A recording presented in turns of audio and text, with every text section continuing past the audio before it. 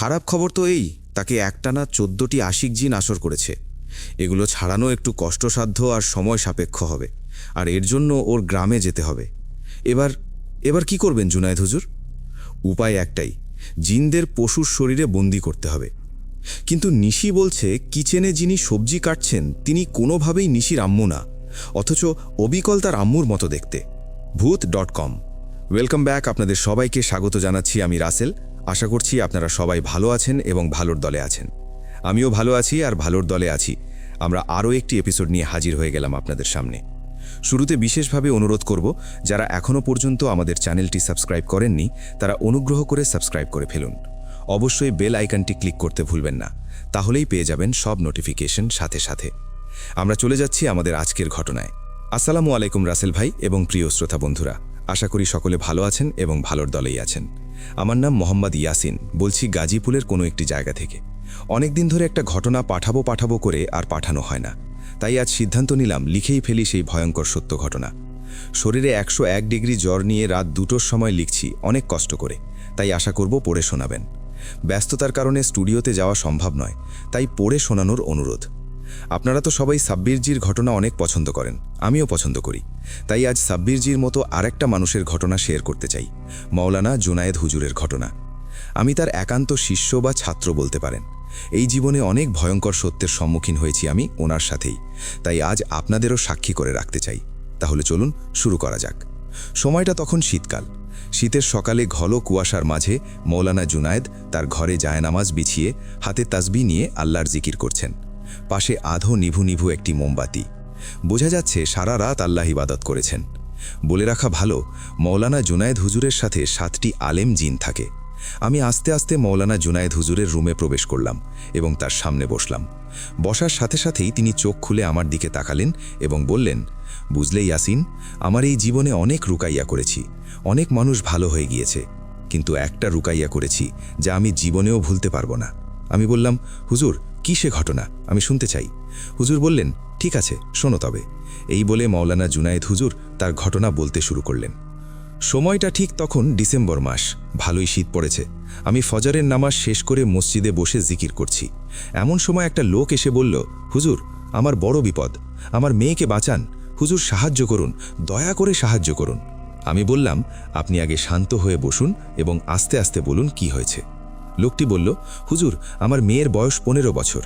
কিছুদিন আগে আমরা গ্রামের বাড়ি যাই আমার ভাইয়ের বিয়েতে। আমার বাড়ি জয়পুরহাটে 5 বিবিতে।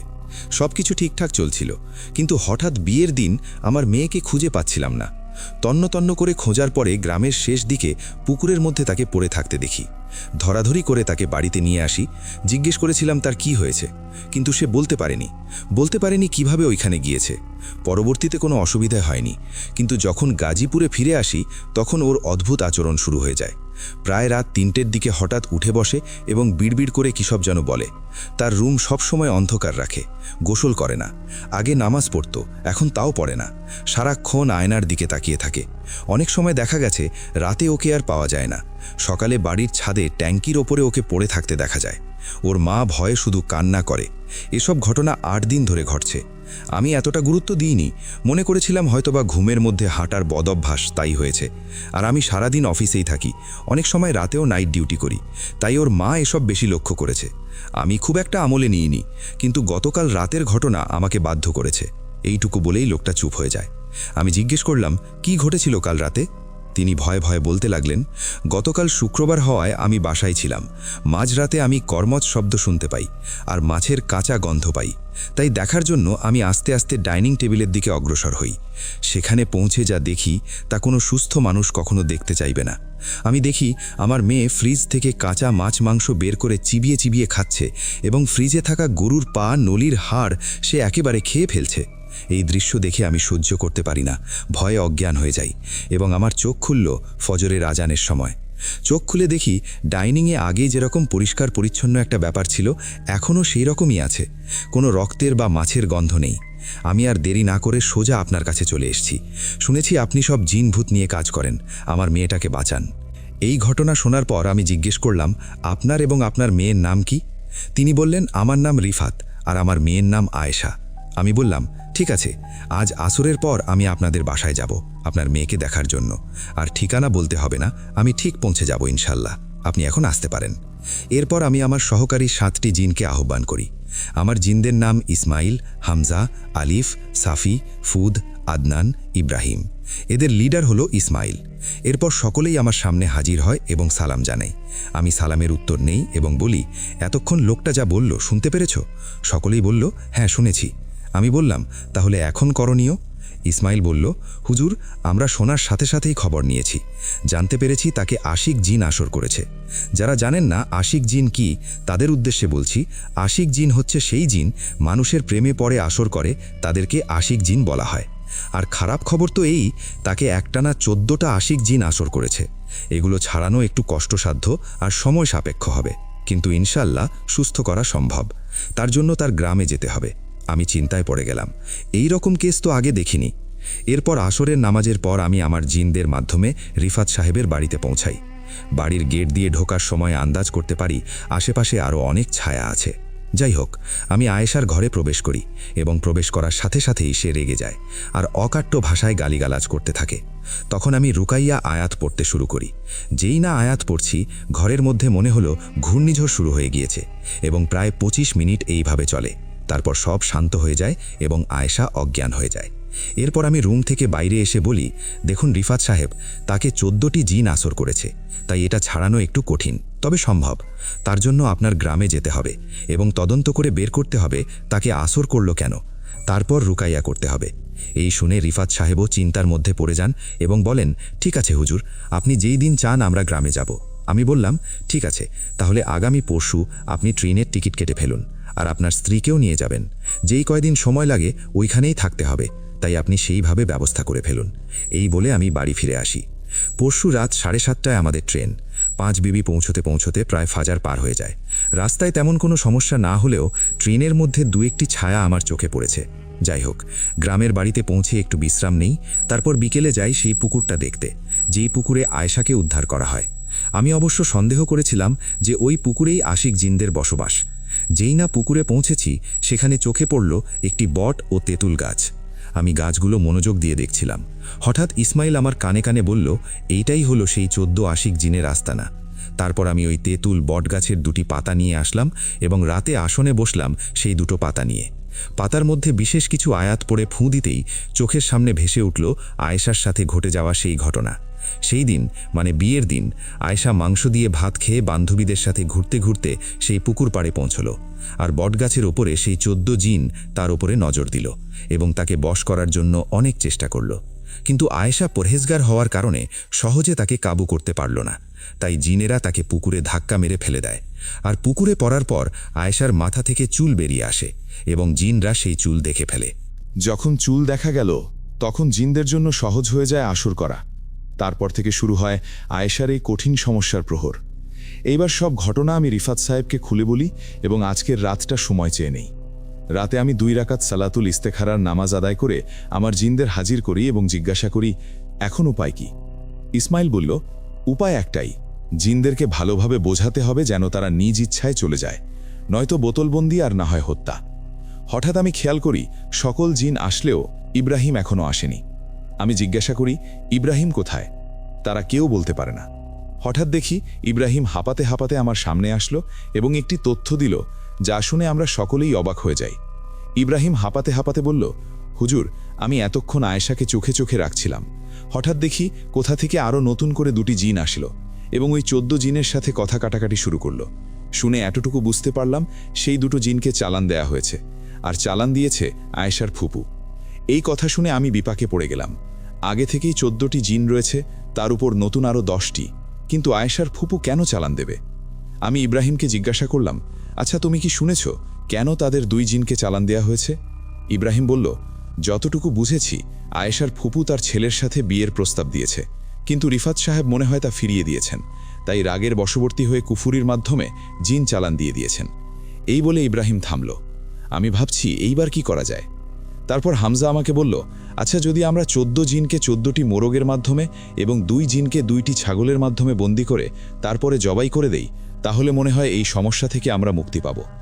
ইসমাইল বলল, হুজুর, ইব্রাহিম যে আমলটা বলল তা আল্লাহর রহমতে 100 ভাগ কার্যকরী, চাইলেই আমরা প্রয়োগ করতে পারি। আমি মাথা নেড়ে সম্মতি প্রদান করলাম।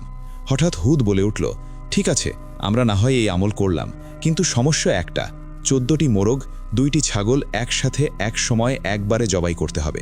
যদি এদিক সেদিক হয় তাহলে সব কাজ বৃথা হয়ে যাবে। হুদের এই কথা শোনার পর আমি সিদ্ধান্ত নিলাম যে এই আমলটি করব। সকলে যেন প্রস্তুত হয়ে যায়। আলোচনা শেষ করে আমি একটু ঘুমানোর জন্য বিছানায় যাই, কিন্তু 1-2 ঘন্টা পর শুনি রিফাত সাহেব আমাকে ডাকছেন। আমি ঘরের দিকে নজর দিতেই দেখি 3:33 বাজে। আমি তাড়াতাড়ি দরজা খুলে দেখি রিফাত সাহেবের শরীরে রক্তের দাগ।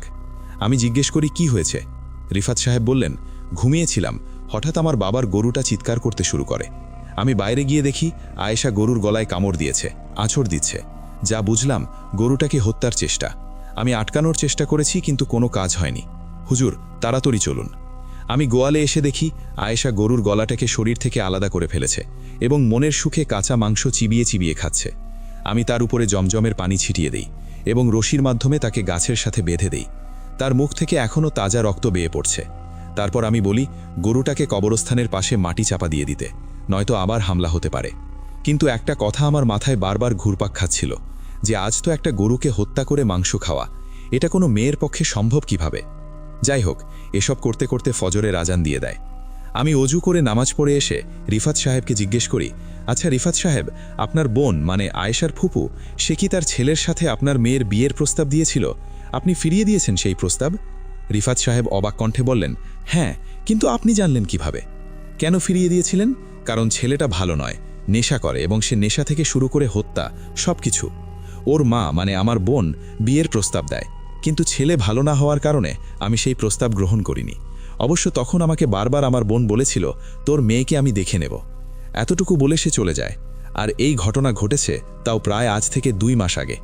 আর এই বিয়ের প্রস্তাব ফিরিয়ে দেওয়ার কারণে তিনি রাগের বশবর্তী কুফুরি করে আপনার মেয়ের উপরে জিন চালান দিয়েছেন। এ কথা শুনে রিফাত সাহেবের মাথায় যেন আকাশ ভেঙে পড়েছে। তারপর আমি বললাম, আচ্ছা আপনি চিন্তা করবেন না, ইনশাআল্লাহ সুস্থ হয়ে যাবে। আজ তো বুধবার, আগামী শুক্রবার এশার নামাজের পর আমি আমলে বসব আপনার মেয়েকে নিয়ে।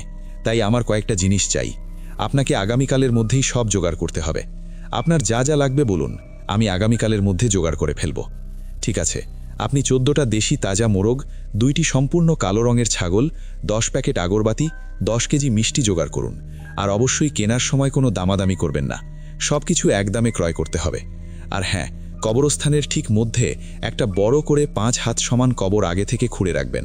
আর 16 জন মানুষ লাগবে প্রাণীগুলো জবাই করতে, এবং পুকুরের পাড়ে থাকা বটগাছ ও তেঁতুল গাছ এ দুটো কেটে ফেলতে হবে। ঠিক আছে, সব জোগাড় হয়ে যাবে। আর হ্যাঁ, এই 2 দিন আপনার মেয়ে বাঁধা অবস্থায় থাকবে, এইভাবেই তাকে খাওয়াতে হবে। আর এইভাবেই 2 দিন কেটে যায়। যদিও আয়েশা বাঁধা অবস্থায় ছিল, কিন্তু তার আশেপাশে অনেক রকমের ছায়া, সাপ ও কালো কুচকুচে বেড়াল দেখা গিয়েছে। তারপর চলে আসলো সেই সময় যখন তদবির করা হবে। আমি সবাইকে প্রথমে আমলের নিয়ম বলে দেই। নিয়মটি হচ্ছে, প্রথমে সকলেই অজু অবস্থায় থাকবে। এরপর আমি মাটির মধ্যে 14টি মোরগ ও 2টি ছাগলের জন্য ও আমার এবং আয়েশার জন্য মোট 18টি বৃত্ত আঁকব। 14টি মোরগ এবং 2টি ছাগল আপনারা ওই বৃত্তের মধ্যে জবাই করবেন। সাবধান, মাথা থেকে যেন শরীর আলাদা না হয়। বিসমিল্লাহ বলে জবাই করবেন। আর সেই মিষ্টিগুলো যেগুলো আনা হয়েছে তার মধ্যে 16টি মিষ্টি 16টি বৃত্তের মধ্যে ছিটিয়ে দেবেন এবং বাকিগুলো বাড়ির আশেপাশে ছিটিয়ে দেবেন। আর আগরবাতিগুলো আমার এবং আয়েশার আশেপাশে ধরিয়ে দেবেন। আমি বলার সাথে সাথে একসাথে সব প্রাণীগুলো জবাই করে দেবেন। এই দিক দিয়ে আমার 7 জন জিন প্রস্তুত। তারা আরও 100 পবিত্র জিন নিয়ে এসেছিল, যাতে কোনো প্রকার ঝামেলা না হয়। এবার আমি আমল শুরু করলাম। প্রথমে আয়েশাকে বৃত্তের মাঝে বসানো হলো। তারপর আমি রুকাইয়ার আয়াত পড়ে ফু দেওয়ার সাথে সাথে সে চিৎকার করে উঠল।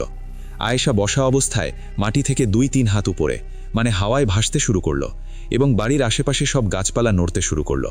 বাড়ির আশেপাশে অনেকগুলো আগুন দেখা গেল। এইসব দেখে আমি একটু ঘাবড়েই গিয়েছিলাম, কিন্তু ইসমাইল বলল, হুজুর আপনি ভয় পাবেন না, আল্লাহ আমাদের সঙ্গে আছেন, আপনি তাড়াতাড়ি বিশেষ আয়াতগুলো পাঠ করুন। তারপর আমি এক মনে আয়াত পড়তে শুরু করলাম। ওদিকে প্রাণীগুলোকে বৃত্তের মধ্যে প্রবেশ করানো হলো। এরপর আমি বললাম, মিষ্টি ছিটিয়ে দিন। তারপর আয়েশার সাথে থাকা জিনগুলো মিষ্টির লোভে সেই বৃত্তের মধ্যে প্রবেশ করল এবং আমি তাদের সেই বৃত্তের মধ্যে আটক করে ফেললাম এবং আমার পবিত্র জিনদের মাধ্যমে তাদের সেই প্রাণীগুলোর মধ্যে প্রবেশ করাতে বাধ্য করে ফেললাম। ফলে তারা প্রবেশ করে এবং আমি বলি বিসমিল্লাহ বলে জবাই করুন, এবং সবাই একসাথে জবাই হয়ে যায়। আর প্রাণীগুলোর গলা থেকে কালো রক্ত গড়িয়ে পড়তে থাকে এবং আয়েশা অজ্ঞান হয়ে যায়। পরবর্তীতে সেই প্রাণীগুলোকে কবরস্থানে কবর দেয়া হয়, আর সেই বট ও তেঁতুল গাছ কেটে ফেলতে হয়। আশ্চর্য বিষয় হলো এই, যখন গাছগুলো কাটা হচ্ছিল তখন গাছগুলো থেকেও কালো রঙের রক্ত বেয়ে বেয়ে পড়ছিল। কিন্তু আল্লাহর অশেষ রহমতে সবকিছু এরপর একদম স্বাভাবিক হয়ে যায়। এই আমলের পর আমি নিজেও একটু অসুস্থ হয়ে যাই, কিন্তু আলহামদুলিল্লাহ আয়েশা সম্পূর্ণ সুস্থ হয়ে যায়। তাকে আরও 41 দিনের আমল দেয়া হয়েছে।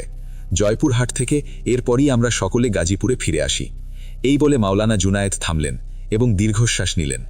আমি দেখতে পেলাম হুজুরের পেছনে ইসমাইল, হামজা, আলিফ, সাফি, হুদ, আদনান, ইব্রাহিম সকলেই বসে আছে এবং তারাও দীর্ঘশ্বাস ফেলল।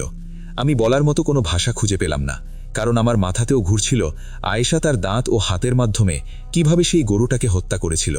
এই প্রশ্নের উত্তর আজও অজানা। শ্রোতা বন্ধুদের কাছেই এই প্রশ্ন থাকল। তো রাসেল ভাই, এই ছিল আমার ঘটনা। আশা করি আপনার এবং শ্রোতা বন্ধুদেরও ভালো লেগেছে।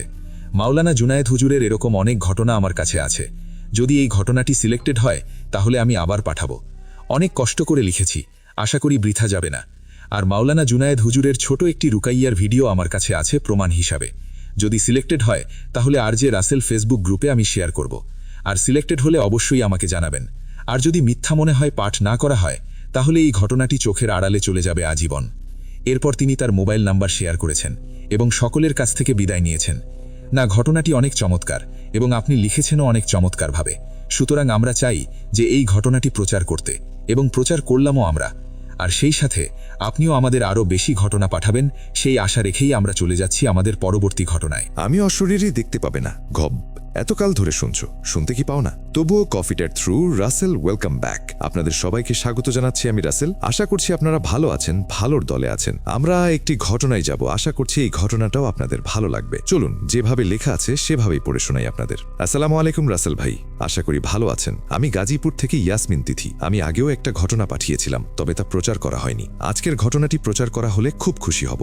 ঘটনাটি মূলত খুলনা জেলার। বলে রাখা ভালো, আমার বাবার বাড়ি খুলনা জেলাতে। যখনকার ঘটনা তখন আমি খুবই ছোট, দ্বিতীয় অথবা তৃতীয় শ্রেণীতে পড়তাম। ঘটনাটি মূলত ঘটেছে 2007 কিংবা 2008 সালের দিকে। জায়গাটার নাম প্রকাশ করছি না। তখন আমরা যে বাসায় থাকতাম, ঘটনাটি ওই বাসাটিকে নিয়ে। ঘটনা শুরু করার পূর্বে বাসাটার একটু বর্ণনা দেয়া দরকার। বাসাটি ছিল একতলা, বেশ পুরাতন বাসা হওয়ায় ফ্ল্যাটের মতো ছিল না। বাসায় ছিল সোজাসুজি দুটো রুম, সামনে বারান্দা, বারান্দার এক পাশে রান্নাঘর এবং বাথরুম, অন্য পাশে বাসার মেইন দরজা, আর 2 রুমের দরজা বারান্দা থেকে খোলা যেত। রুম দুটির ভেতরে মাঝখানে একটি দরজা ছিল। যাই হোক, এখন মূল ঘটনায় আসি। আমি তখন অনেক ছোট হলেও একা এক রুমে ঘুমাতাম, আর আমার ছোট বোন 1 বছরের হওয়ায় ও পাশের রুমে আব্বু আম্মুর সাথে ঘুমাতো। আব্বু তখন চাকরি ছেড়ে দিয়ে ব্যবসা শুরু করেছেন, নতুন ব্যবসা, তাই কাজের চাপ একটু বেশি। বাসায় আসতে প্রায়ই লেট হয়ে যায়, মাঝে মাঝে 11টা 12টাও বেজে যায়। ততক্ষণে আমি ঘুমিয়ে যেতাম, কারণ সকালে আমার স্কুল। প্রায় দিনই আব্বুর সাথে দেখা হতো না, তো আব্বু এসে খাওয়া দাওয়া করে ঘুমোতে ঘুমোতে আরও রাত হয়ে যেত। আমার ছোট বোন ছোট থাকায় আম্মু খাবার বেড়ে দিয়ে শুয়ে পড়তো, আর আব্বুর অভ্যাস ছিল খাওয়া দাওয়া শেষ করে অজু করে দোয়া দুরুদ পড়ে তারপর ঘুমানো। তো বরাবরের মতোই আব্বু ওই দিনও খাওয়া দাওয়া শেষ করে অজু করে আসেন দোয়া দুরুদ পড়ার জন্য। দোয়া দুরুদ পড়তে যাবেন এমন সময় তিনি শব্দটি আবারও শুনতে পান। তিনি কিছুটা ভয় পেয়ে যান। তখন আমার বোনের ঘুম ভেঙে যায় এবং আম্মু জেগে যায়। আম্মু তখন শুনতে পায় এরকম একটা মৃদু শব্দ হচ্ছে, যেন নুপুরের আওয়াজ। আম্মু আব্বুর দিকে তাকায়। আব্বু ওই দিন কিভাবে জানি না 2 পাল্লার দরজা লাগানোর সময় যে একটা লাঠির মতো বা কাঠ জাতীয় জিনিস থাকে সেটা খুলে নিয়ে বারান্দায় যান এবং লাইট জ্বালান। তবে লাইট জ্বালার পর শব্দটা বন্ধ হয়ে যায়। তিনি আবার রুমে চলে আসেন। আজ আর শব্দটা একেবারে বন্ধ হয়ে যায় না। আব্বু রুমে ঢোকার পরই আবারও হতে থাকে, তবে এখনকার শব্দটি মৃদু ছিল না, বেশ জোরে জোরে শব্দ হচ্ছিল। এদিকে আমার বোনও বেশ কান্নাকাটি করছে। সব মিলিয়ে আমার ঘুম ভেঙে যায়। তখন রাত কয়টা হবে আমি বলতে পারবো না। আমার ঘুম ভাঙার পর আমি দেখি সবাই জেগে আছে। আব্বু দরজার কাছে দাঁড়িয়ে আছেন, আম্মু খাটের উপরে বসে ভীত অবস্থায়। আমি তখন কিছুতেই কোনো কিছু বুঝতে পারছি না। ঘুম ঘুম চোখ নিয়ে আম্মুর কাছে গিয়ে বোনের পাশে শুয়ে পড়ি। কিছুক্ষণ থাকার পর আমি ওয়াশরুমে যাই। তখন শব্দ কি হচ্ছিল না। যাই হোক, আমি ওয়াশরুম থেকে এসে আমার রুমে শুয়ে পড়ি। আম্মু পরে যখন এই ঘটনাটি আমাকে বলেন, তখন তিনি বলেছিলেন আব্বু এবং আম্মু দুজনেই ওই দিন রাতে ঘুমোতে পারেননি, কারণ সারা রাত নাকি কিছুক্ষণ পর থেমে থেমে ওই শব্দটি হচ্ছিল। আম্মু আব্বু দুজনেই বেশ ভয় পেয়ে গিয়েছিলেন, তাই আর ঘুম হয়নি। যাই হোক, পরদিন সকালে আমি তখন ঘুমাচ্ছিলাম, কারণ আমার স্কুল সকাল 9টায়, আর আমি যখনকার কথা বলছি তখন সময় সকাল 6টা। আম্মু ঘুম থেকে উঠে ওয়াশরুমে যায়। ওয়াশরুমে গিয়ে দেখতে পায় ভেন্টিলেটরের যে জায়গাটি রয়েছে সেখান থেকে ফ্লোর পর্যন্ত একটা পায়ের ছাপ, তবে ছাপটি কিছুটা বেড়ালের পায়ের মতো, আর মনে হচ্ছিল ভেন্টিলেটরের উপর থেকে কেউ ফ্লোরে দেয়াল বেয়ে নেমে এসেছে। আগেই বলেছি বাসাটি পুরনো ছিল, তাই এখনকার ভেন্টিলেটরের মতো ওই ওয়াশরুমের ভেন্টিলেটর ছিল না, অর্থাৎ অতটা বড় ছিল না। সাধারণত ছাদওয়ালা বাসার রুমে যেরকম ছোট ছোট ভেন্টিলেটর লাগানো থাকে সেরকম ছিল। তো ভেন্টিলেটর থেকে একটা ইঁদুরও আসা সম্ভব না, তাহলে একটা বেড়াল আসবে কিভাবে? আম্মু এই পায়ের সবগুলো ছাপ দেখে খুব ভয় পেয়ে যান। বাইরের ছাপগুলো দেখতে লাল রঙের ছিল, আর ওয়াশরুমের রং ছিল সাদা, তাই ছাপগুলো খুব ভালোভাবে ফুটে উঠেছিল। আম্মু আব্বুকে ডাক দেন। আব্বু এসে দেখেন এবং তিনি বেশ গম্ভীর হয়ে যান। তিনি সাথে সাথে বাড়িওয়ালি নানিকে ডেকে নিয়ে আসেন। বাড়িওয়ালি নানি এসে ছাপগুলো দেখেন, কিন্তু তার মুখে ভয়ের কোনো ছাপ দেখা যায় না। তিনি এবার এ বিষয়ে কিছু কথাও বলেন না, তিনি চুপ করে চলে যান। কিছুক্ষণ পর তার কাজের লোককে পাঠিয়ে দেন ছাপগুলো মোছার জন্য। তিনি একটি ভেজা কাপড় দিয়ে ছাপগুলো মোছার চেষ্টা করছিলেন, তবে ছাপগুলো মুছতে গিয়ে দেয়ালের রং উঠে যাচ্ছিল। যেহেতু বাড়িটি অনেক পুরনো, তাই কাজের লোক কিছুটা মুছে ওভাবেই রেখে চলে যান। আমিও সেই ছাপগুলো দেখেছিলাম। ছাপগুলো দেখে ভয় লাগার মতো কিছু নেই, বেড়ালের পায়ের ছাপের মতো। তবে আজব বিষয় এই যে ভেন্টিলেটর থেকে কিভাবে একটি বেড়াল দেয়াল বেয়ে ফ্লোরে নেমে আসবে সেটাই প্রশ্ন। তারপরে আমি দেখলাম যে ওই ফ্লোর পর্যন্ত এসে আমার কোনো ছাপ নেই। পরে আম্মু প্রতিবেশীদের ঘটনাটি জানান। ঘটনাটি শুনে প্রতিবেশীরাও বেশ অবাক হয়ে যান এবং তারা এটাও বলেন যে তারা কখনো কখনো আমাদের বাসার ছাদের উপরে একটি আগুনের বলকে চলাফেরা করতে দেখেছেন, মানে ছাদের এপাশ থেকে ওপাশ এরকম। তবে আমার বোন ছোট থাকায় আম্মু ভয় পেতে পারে ভেবে তারা আম্মুকে কিছুই জানায়নি। আম্মু যখন ঘটনাটি তাদের বলেন এবং ছাপগুলো দেখে দেখান, তখন তারা আম্মুকে এটা শেয়ার করে। পরে আম্মু বাসা ছেড়ে দেওয়ার সিদ্ধান্ত নেন। যেহেতু বাড়িওয়ালি নানি কোনো কিছু বলেননি, কোনো পদক্ষেপ নেননি, আম্মু বাসা খুঁজতে থাকেন। মন মতো তেমন কোনো বাসা পাওয়া যাচ্ছিল না, কিন্তু মাসের শেষের দিকে বাসা ছেড়ে দেওয়া হয়েছিল। তো বাড়িওয়ালি নানি আম্মুকে একদিন বিকেলে ডাকলেন। তিনি বললেন, তিথি আম্মু, তোমাদের বাসা ছাড়ার দরকার নেই, আমি বাসাটা মেরামত করে দিচ্ছি, রঙও করে দিচ্ছি। আর এই কাজগুলো শেষ হলে আমি একটি হুজুর ডেকে বাসা বন্ধ করার ব্যবস্থা করছি। তোমরা অনেকদিন যাবত এই বাসায় আছো, কখনো তো তেমন কোনো সমস্যা হয়নি, হঠাৎ করে এরকম একটা সমস্যা। তো এমনিতেই আমার বাসা মেরামত করা লাগবে, ছাদ থেকে বালি পড়ছে, আমি এই কাজগুলো করাই, রঙও করে দিই। আম্মু আব্বুর সাথে এ ব্যাপারে কথা বলেন। আব্বু এই কথা শুনে রাজি হয়ে যান। এমনিতেও এই বাসাতে অন্য কোনো সমস্যা নেই, বাড়িওয়ালা যদি এই সমস্যার সমাধান করতে পারেন ভালোই তো। এক সপ্তাহ পরে মিস্ত্রিরা আসে বাড়ির ছাদ মেরামতের জন্য।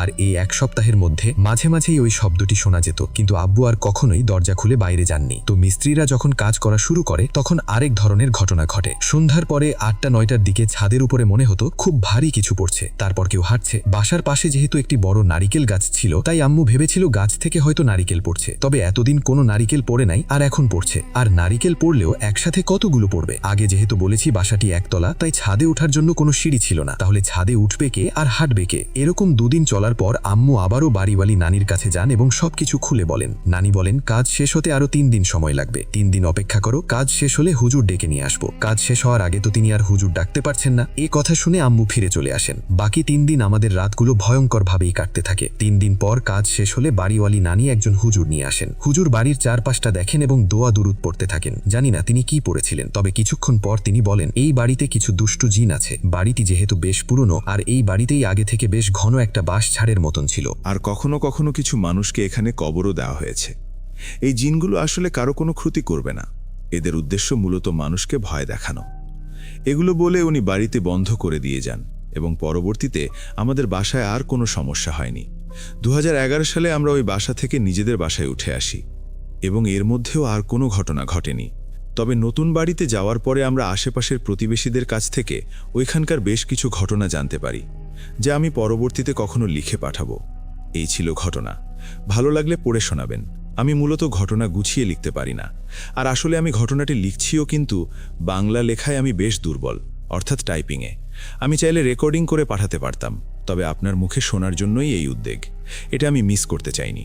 যাই হোক, এই বলে তিনি তার ঘটনা শেষ করেছেন। যদি আপনাদের ঘটনাটি ভালো লাগে, আপনারাও আমাকে জানিয়ে দেবেন। আমরা তাহলে বুঝে যাব এবং যিনি আমাদের ঘটনাটি পাঠিয়েছেন তিনিও উৎসাহিত হবেন পরবর্তী ঘটনা পাঠানোর জন্য। আমরা চলে যাব আমাদের পরবর্তী ঘটনায়। লুকোচুরি খেলে। লুকোচুরি, তুমি লুকাও, আমি ঠিকই তোমাকে খুঁজে পাবো। Welcome back. আপনাদের সবাইকে স্বাগত জানাচ্ছি, আমি রাসেল। আশা করছি আপনারা সবাই ভালো আছেন, ভালোর দলে আছেন। কোনো কথা না বাড়িয়ে আমরা চলে যাব সরাসরি আমাদের পরবর্তী ঘটনায়। আশা করছি এই ঘটনাটি আপনাদের ভালো লাগবে। যেভাবে লেখা আছে আমি সেভাবেই পড়ে শোনাচ্ছি। আসসালামু আলাইকুম রাসেল ভাই, আশা করি ভালো আছেন এবং ভালোর দলে আছেন। আমি মোহাম্মদ ইয়াসিন আরও একটি সত্য ঘটনা নিয়ে আপনাদের কাছে হাজির হয়েছি। কথাটি বলার কারণ হচ্ছে এর আগে আরও 2টা ঘটনা পাঠিয়েছি, কিন্তু সিলেক্টেড হয়নি, তাই আবার এক বুক ভরা আশা নিয়ে লিখতে বসেছি। ভালো লাগলে পড়ে শোনাবেন। স্টুডিওতে গিয়ে ঘটনা শোনানোর মতো সময় আমার কাছে নেই। ভূমিকা: আমার এক বান্ধবীর কাছ থেকে শোনা ঘটনাটি, আজ থেকে 6 বছর আগের। আশা করি ভালো লাগবে। চলুন শুরু করা যাক। তারিখ 12/7/2019। ঢাকার মিরপুরে আমাদের 3 তালা বাসা। আমি, ছোট বোন নিশি, আমার মা একসঙ্গে থাকে। বাবা চাকরির কারণে বাইরে থাকেন। নিশি স্কুল থেকে ফেরার পর সারাদিন টিভি দেখে আর নিজের পড়াশোনায় ব্যস্ত থাকি আমি। মা আমাদের সবকিছু সামলে নেন, তবে ইদানিং মাকে খুব অদ্ভুত আর চুপচাপ লাগছে। রাতে মাঝে মাঝে বলেন, তানিয়া, ঘরে একটা অদ্ভুত আওয়াজ হয়, রান্নাঘরের বাসনপত্র নড়ে চড়ে ওঠে, মনে হয় কেউ হাঁটছে। তোর কি মনে হয় না কিছু একটা অস্বাভাবিক? আমি সবসময় যুক্তি দিয়ে মাকে বোঝাই, মা তুমি বেশি ভাবো, এটা তো ইঁদুরও হতে পারে, আর এসব আওয়াজ আমাদের কল্পনা। এই যুগে এসে সব ভাবা উচিত না। মা আর কিছু বলেন না, মাথা নিচু করে চলে যান। তারিখ 10-12-2019। আজ বাসায় আমি আর নিশি একা। মা কয়েক ঘন্টার জন্য মিরপুরের অন্য প্রান্তে খালার বাসায় গেছেন। নিশি কিছুক্ষণ আগে কিচেনে গেছে আম্মুর রেখে যাওয়া কাস্টার্ড আনতে। আমি আমার রুমে মোবাইলে গান শুনছিলাম। হঠাৎ নিশি দৌড়ে এসে আমাকে জড়িয়ে ধরে হাঁপাতে শুরু করলো। ওর কপালে ঘাম, চোখে আতঙ্ক। আমি অবাক হয়ে জিজ্ঞেস করলাম, কি হলো, এভাবে দৌড়ে এলি কেন? ও ফিসফিস করে বলল, আপু, আমি কিচেনে গিয়ে দেখলাম আম্মু কাস্টার্ড কাটছেন। আমার ভুরু কুঁচকে গেল। কি বলছিস তুই? আম্মু তো খালার বাসায়, তো ঘণ্টাখানেক আগে বেরিয়ে গেছেন উনি। দরজা নিজে বন্ধ করেছি আমি। নিশি গলার স্বর কাঁপিয়ে বলল, আমি ঠিক দেখেছি, আম্মু শাড়ি পরে কিচেনে দাঁড়িয়েছিলেন। আমাকে দেখে কিছু বললেন না, শুধু একভাবে তাকিয়ে থাকলেন। আমার পিঠে ঠান্ডা স্রোত বয়ে গেল, কিন্তু নিজের ভয় লুকিয়ে বললাম, তুই হয়তো ভুল দেখেছিস, আম্মু আসার প্রশ্নই ওঠে না। ঠিক তখনই রান্নাঘর থেকে একরকম ঝনঝন শব্দ ভেসে এলো। মনে হলো কিছু একটা পড়ে গেল। নিশি ভয়ে কেঁদে উঠল। আমি সাহস সঞ্চয় করে বললাম, চল দেখি রান্নাঘরে কি হচ্ছে, আর তুই যদি মিথ্যা বলিস তবে কিন্তু মার খাবি। আমরা দুজনে আস্তে আস্তে রান্নাঘরের দিকে এগোলাম। রান্নাঘরে বাতি জ্বলছে। আমি সোজা দরজার সামনে দাঁড়িয়ে ভেতরে তাকালাম। যা দেখলাম তাতে আমার শ্বাস আটকে গেল। রান্নাঘরে মা দাঁড়িয়ে আছেন। তিনি গ্যাসের চুলায় চায়ের পানি গরম করছেন। মা আমাদের দিকে তাকিয়ে মিষ্টি হেসে বললেন, তানিয়া, চা খাবি? আমার পা জমে গেল। নিশি আমার হাত শক্ত করে ধরে রেখেছে। আমি কোনো মতে বললাম, না মা, লাগবে না। আমি নিশিকে নিয়ে সোজা রুমে চলে এলাম। দরজা বন্ধ করে দিলাম। নিশি এত ভয়ে কাঁপছিল যে কিছু বলার অবস্থায় ছিল না। আমি ফোন তুলে মাকে কল দিলাম। 3 বার রিং হওয়ার পরে মা ফোন ধরলেন। তুমি কোথায় মা? আমি জিজ্ঞেস করতেই কেঁপে কেঁপে উঠলাম। মা ধীর গলায় বললেন, আমি তো খালার বাসায়, রাস্তায় আছি। কেন? আমার হাত থেকে ফোনটা প্রায় পড়ে যাচ্ছিল। কিন্তু আমরা তো এইমাত্র রান্নাঘরে দেখলাম তুমি চা বানাচ্ছ। ফোনের ওপাশে কিছুক্ষণ চুপ থাকার পরে মা বললেন, তানিয়া, দরজা বন্ধ করে দোয়া পড়, খবরদার বাইরে যাস না, আমি এক্ষুনি আসছি। আমি নিশিকে বললাম, আয়াতুল কুরসি পড়তে থাক, ভয় পাস না, মা আসছেন। আমরা দুজন কুরআনের আয়াত পড়তে লাগলাম, কিন্তু ভয় কিছুতেই কাটছিল না। নিশি কেঁদেই চলেছে। ঠিক তখন দরজায় টোকা পড়ল। তানিয়া, দরজা খুলতো। আমি, মা। মায়ের গলা। কিন্তু মা তো খালার বাসায়, তাহলে এই দরজার বাইরে কে? আমি নিশিকে জড়িয়ে ধরে কাঁদতে লাগলাম। ফিসফিস করে বলল নিশি, এটা মা না। আমি ভেতরে ভেতরে জানি নিশি যা বলছে তাই সত্যি। আমার হাত পা অবশ হয়ে আসছিল। আমি আবার মাকে ফোন দিলাম, কিন্তু ফোন কেটে গেল। বারবার চেষ্টা করেও সেই একই অদ্ভুত বার্তা আমি শুনতে পেলাম, আপনার কাঙ্ক্ষিত নাম্বারে এই মুহূর্তে সংযোগ প্রদান করা সম্ভব হচ্ছে না। দরজার বাইরে থেকে মায়ের গলা আবারও জোরালো হলো, তানিয়া, দরজা খোল, আমি তোকে ভয় পাওয়াচ্ছি না, দরজা খোল। আমি নিশিকে ইশারায় বোঝালাম চুপ থাকতে, কিন্তু নিশি এত ভয়ে ভেঙে পড়েছিল যে ওর কাঁপনি থামছিলই না। দরজায় আঘাত বাড়তে লাগলো। আমরা প্রায় ঘণ্টাখানেক বন্ধ দরজার পেছনে আতঙ্কে কাটালাম। এক সময় পুরো বাসাটা একদম নিস্তব্ধ হয়ে গেল, কোনো সাড়া শব্দ নেই। আমি জানালার ফাঁক দিয়ে নিচে তাকালাম। তখন রাত 10টা। হঠাৎ দেখি মা গেট দিয়ে ভেতরে ঢুকছেন, ওনার হাতে ব্যাগ। আমি চিৎকার করে বললাম, মা। দ্রুত দরজার উপরে উঠে এলেন। দরজা খুলে মাকে জড়িয়ে ধরলাম। মা হতবম্ব হয়ে জিজ্ঞেস করলেন, কি হয়েছে তোদের? তোরা এত ভয়ে কাঁদছিস কেন? আমি সব খুলে বললাম। মা মুখে কোনো কথা না বলে রান্নাঘরের দিকে গেলেন। আমরা 3 জন রান্নাঘরে ঢুকলাম। সেখানে কেউ নেই, শুধু গ্যাসের চুলায় অল্প আগুন জ্বলছিল, যেন মা চা বানিয়ে রেখে গেছে। আম্মু দ্রুত পানি নিয়ে দরজার চারপাশে ছিটিয়ে দিলেন। তারপর নিচু গলায় বললেন, তানিয়া, তোদের ভয় পাওয়ার কোনো কারণ নেই, যা আছে সেটা চুপচাপ চলে যাবে। কিন্তু মায়ের চোখের গভীরে আমি যে আতঙ্ক দেখেছিলাম তা কোনোভাবেই চুপচাপ চলে যাওয়ার মতো কিছু না। তারিখ 15-12-2019। এরপর থেকে রাতে রান্নাঘরে যাই না, নিশিও না। মা খুব অল্প কথা বলেন, আর আমরা 3 জনই বুঝতে পারি আমাদের বাসায় কিছু একটা আছে, কিন্তু সেই কিছু একটা আসলে কি তা কেউই জানি না। শুধু জানি অন্ধকার নামলেই রান্নাঘর থেকে আসা সেই চায়ের গন্ধ আমাদের বুকের ভেতর জমে থাকা ভয়কে আরও গভীর করে তোলে। তারিখ 22-1-2019। এই কয়দিনে আমাদের বাসায় অদ্ভুত ঘটনার মাত্রা আরও বেড়ে গেছে। নিশি এখন প্রায় রাতে ঘুমের মধ্যে চিৎকার দিয়ে ওঠে। কখনো কখনো বলে কেউ নাকি তার রুমে দাঁড়িয়েছিল, কখনো কখনো বলে অন্ধকারে দাঁড়িয়ে থাকা ছায়া তার দিকে হাত বাড়িয়েছিল। মা নিশিকে সান্ত্বনা দিতে চাইলেও আম্মুর চোখেও স্পষ্ট ভয়। আমি নিশিকে বোঝাই ও হয়তো স্বপ্ন দেখেছে, কিন্তু নিশি দৃঢ় আর ভয়ে কাঁপতে থাকা কণ্ঠে বলে, আমি ভুল। সে ভুল প্রমাণ করে, আমাকে ভুল প্রমাণ করে। আমার নিজের ঘরেও রাতগুলো আর স্বাভাবিক নেই। কয়েকদিন ধরে মনে হচ্ছে কেউ যেন আমার ঘরের দরজার সামনে দাঁড়িয়ে গভীরভাবে আমার দিকে তাকিয়ে আছে। এক রাতে আমি স্পষ্ট শুনলাম দরজার ওপাশ থেকে কেউ ফিসফিস করে আমার নাম ধরে ডাকছে, তানিয়া, দরজা খোলো। ভয়ে আমার শরীর অবশ হয়ে যায়। নিশিকে ডাকারও সাহস হয়নি। সারা রাত ঘুমোতে পারিনি। মাঝে মাঝে বাসায় বাতি জ্বলতে দেখি, আবার কখনো বাতি নিভে যায়। মা প্রতিদিন কিছু না কিছু দোয়া পড়ে পানিতে ফু দিয়ে পুরো বাসায় ছিটান, কিন্তু কিছুতেই পরিস্থিতি বদলায় না। 31/1/2019, নতুন বছরের সন্ধ্যা, চারিদিকে আনন্দ উল্লাস, কিন্তু আমাদের বাসায় এক ভৌতিক নীরবতা। মা রাতে আমাদের ডেকে বললেন, তানিয়া, নিশি, তোদের বলার অনেক কিছু ছিল, কিন্তু তোরা ভয় পেয়ে যাস বলে বলিনি। আমাদের বাসাটা আসলে অনেক পুরনো, আর পুরনো বাড়িতে অনেক পুরনো স্মৃতিও থেকে যায়। আম্মুর গলা কাঁপছিল। আমরা অবাক হয়ে মায়ের দিকে তাকিয়েছিলাম। মা বললেন, আমাদের বাসাটা যেখানে তৈরি হয়েছে সেখানে আগে একটা বাড়ি ছিল। সেই বাড়ির কর্তা ছিলেন খুব খিটখিটে স্বভাবের একজন মানুষ।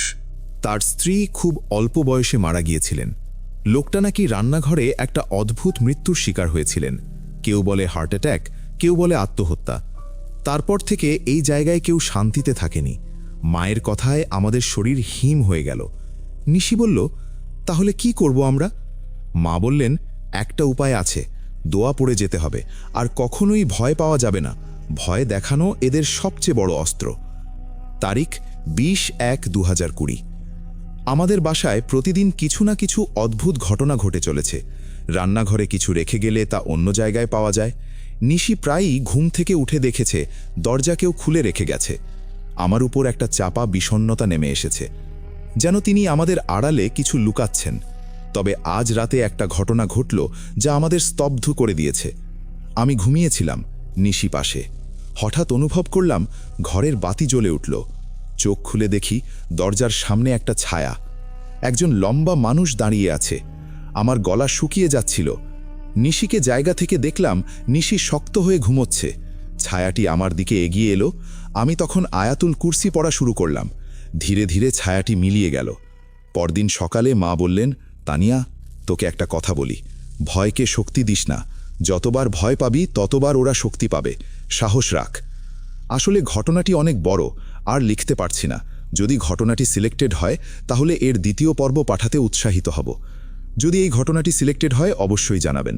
এই বলে তিনি তার ফোন নাম্বার শেয়ার করেছেন এবং আমাকে বলেছেন, যে অনুরোধটি করেছেন আমরা তো ঘটনা প্রচার করলাম, দ্বিতীয় পর্বটি আশা করি পেয়ে যাব।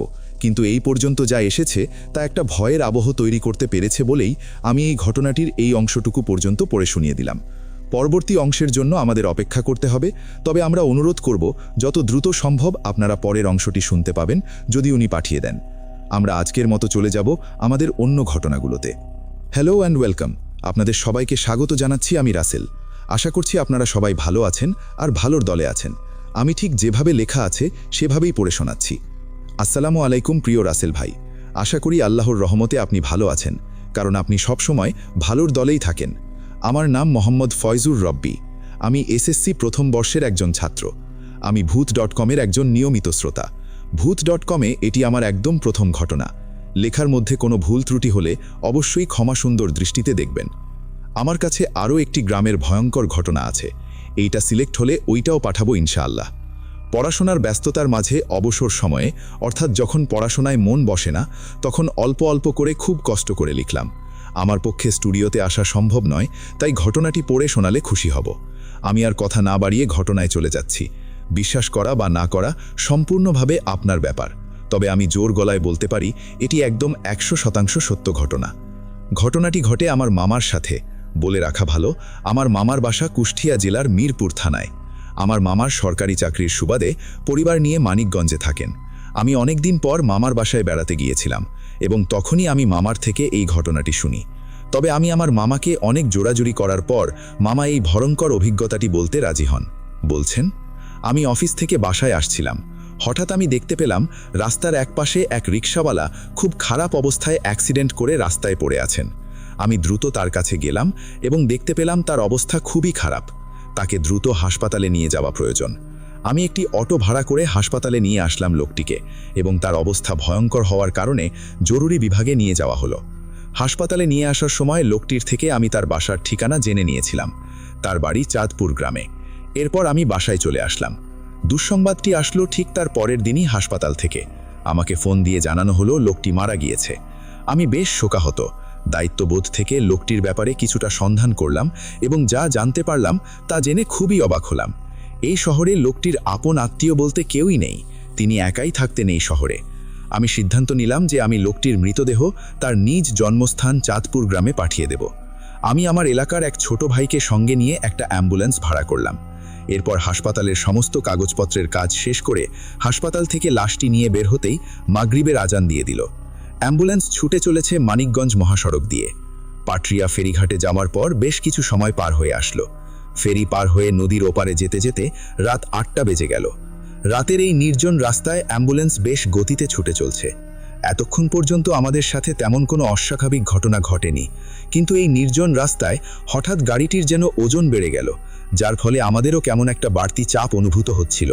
আর সেই সাথে গাড়ির গতিও যেন কমতে শুরু করেছে। গাড়ির চালকও ব্যাপারটা বুঝতে পারল না।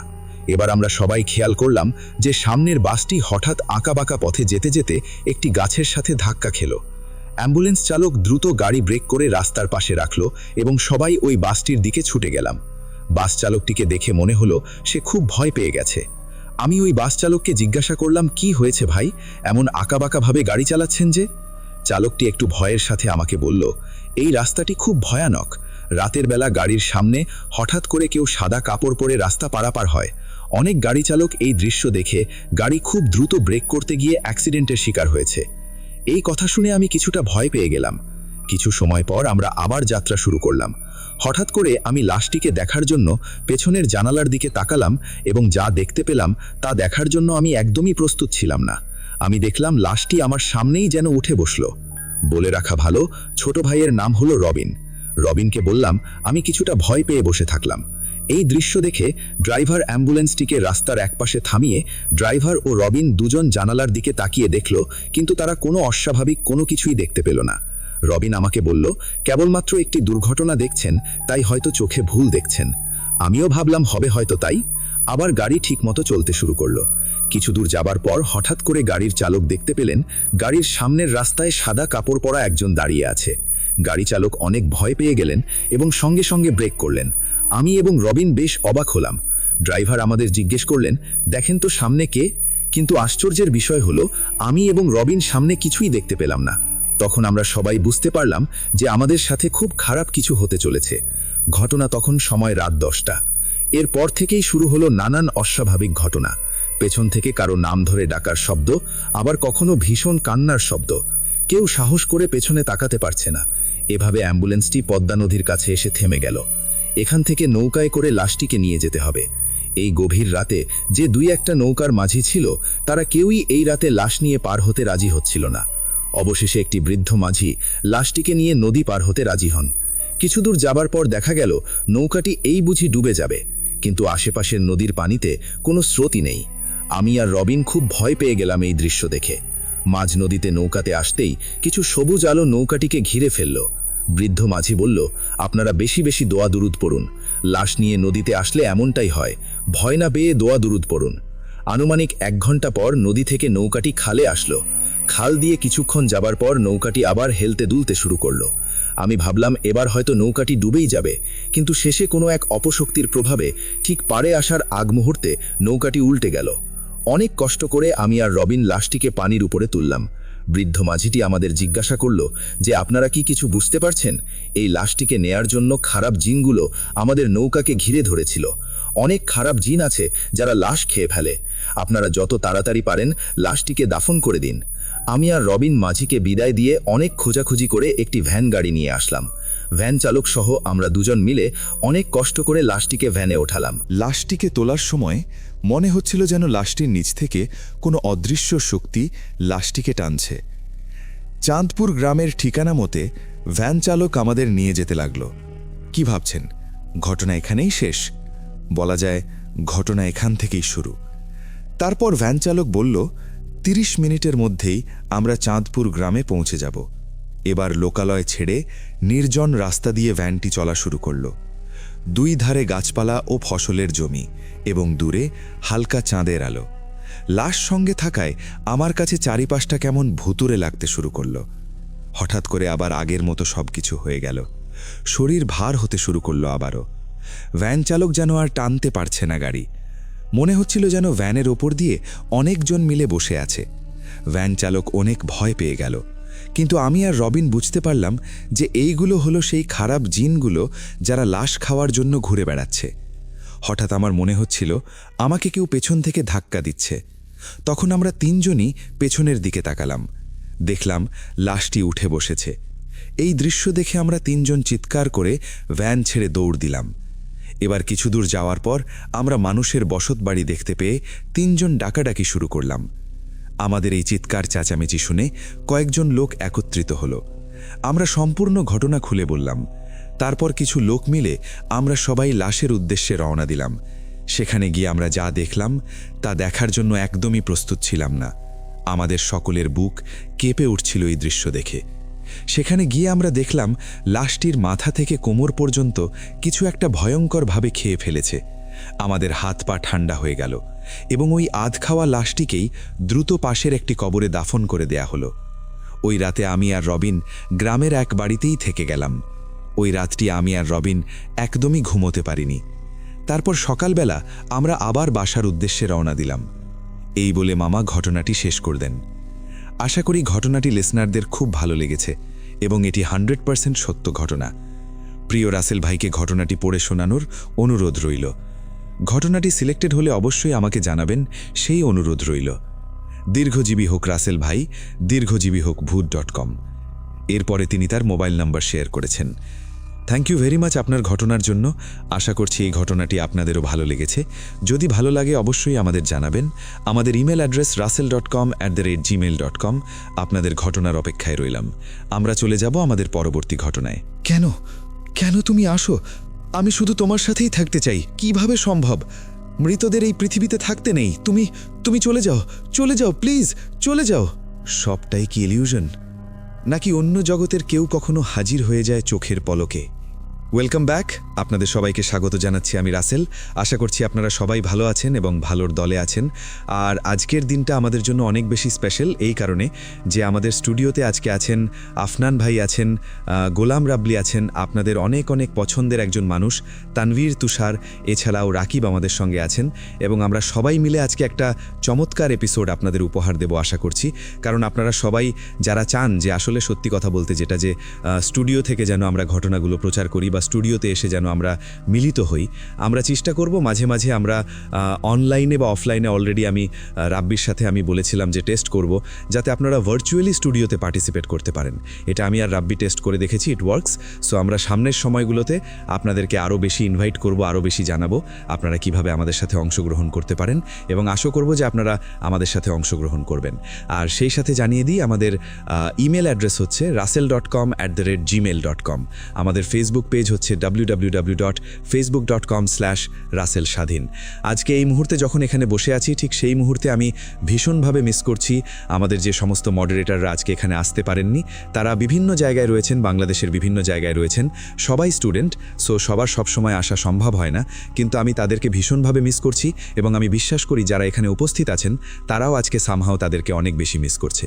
তো কথা না বাড়িয়ে আমি সরাসরি ঘটনায় চলে যাব। আজকে আমাদের সাথে প্রথম ঘটনা যিনি শেয়ার করবেন আমার খুব পছন্দের একটি স্টোরি টেলার, তিনি হচ্ছেন রাকিব। এবং দেখি রাকিব আমাদেরকে আজকে কি ঘটনা উপহার দেয়।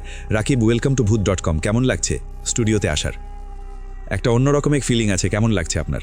ভাইয়া আমি স্টুডিওতে অনেকবারই এসেছি, তো প্রতিবারে আসলে যেরকম যখন আমরা যেমন আমার বাসা হচ্ছে গ্রামের বাড়ি হচ্ছে রংপুরে, তো আমি যখন ঢাকা থেকে যখন বাড়িতে যাই যে ফিলটা আমার হয় বা যে ভালো লাগাটা কাজ করে, যে প্রিয় মানুষদের মুখ দেখে অনেক ভালো লাগে, সেম স্টুডিওতে এসেও আমার সেম কাজটাই হয়, সবার সাথে কথা বলে বা স্টুডিওতে এসে অনেক ভালো লাগে আমার। ওকে, তাহলে আমরা যেটা করি সেটা হচ্ছে আমরা সরাসরি এখন ঘটনায় চলে যাই।